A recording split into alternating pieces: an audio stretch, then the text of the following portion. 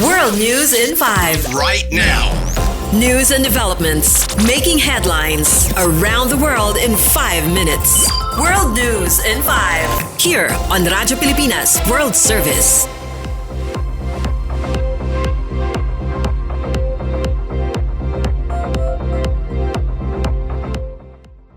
This is World News in 5 here on Radyo Pilipinas World Service.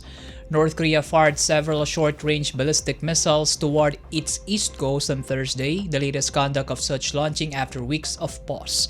According to South Korea's military, it detected the missiles fired off from the Pyongyang area and flew about 360 kilometers before they landed in the East Sea.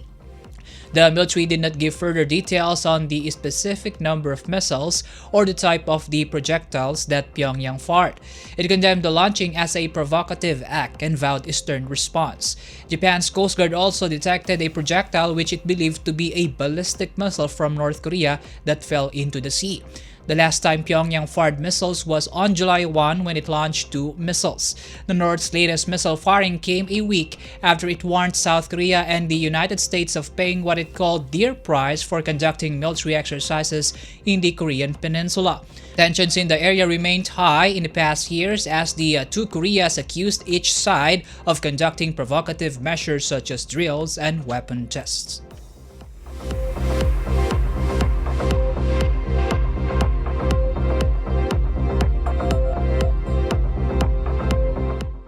In other news, the Canadian government has pledged to donate up to 200,000 doses of vaccine to help in the international battle against the spread of monkeypox, now known as Mpox.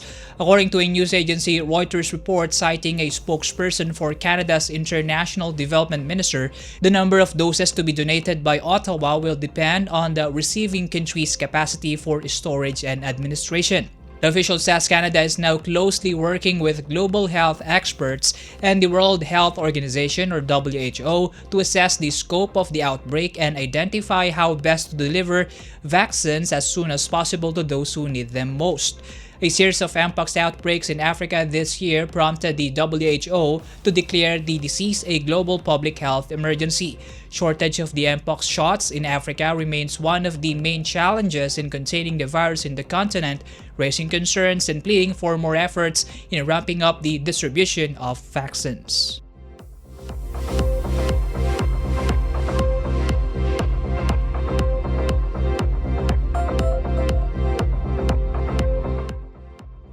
For Philippine Embassy and Consular News, Philippine Ambassador to Japan, Maylene Garcia Albano, recently conducted an official visit to the coastal prefecture of Ishikawa to assess ongoing recovery efforts and meet with Filipino community representatives following the devastating earthquake there earlier this year. Ishikawa Prefecture, located in the Chubu region or central part of Japan, suffered the worst impact of the 7.6 magnitude earthquake that struck the Noto Peninsula on New Year's Day 2024. The disaster caused 281 deaths, destroyed over 83,000 homes, and displaced nearly 34,000 residents. In the immediate aftermath, Philippine President Ferdinand R. Marcos Jr. expressed Manila's readiness to support the Japanese government response. Last July, the Philippine government turned over financial humanitarian aid to the Ishikawa prefectural government to assist the affected individuals and communities. In her meeting with Ishikawa Governor Hiroshi Hase on September 9, Ambassador Garcia Albano thanked the local government and the people of Ishikawa for their friendship and hospitality towards the Filipino community. She expressed optimism about the continued strengthening of Philippines-Japan relations, including in humanitarian assistance and disaster relief. During her visit, Ambassador Garcia Albano also held discussions with members of the Filipino communities from Ishikawa, Fukui, Toyama, Aichi, and Gifu prefectures, which collectively host approximately 64,000 Filipinos. The Philippine Consulate General in Nagoya, which exercised consular jurisdiction over the Chubu region, was represented by Consul General Roy Ecraela. Ambassador Garcia Albano acknowledged the contributions of Filipino workers to Japan's economy and society and reaffirmed the commitment of the embassy and the consulate general to deliver efficient services to Filipinos in Japan. She also encouraged them to participate in the May 2025 national elections through online voting.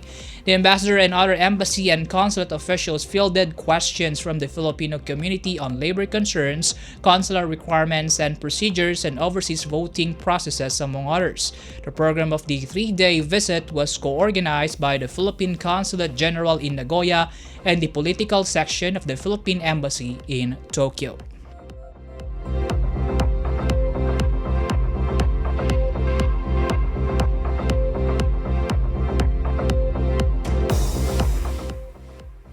And as for today's edition of World News in 5 here on Radyo Pilipinas World Service, this is Peñano. Good day.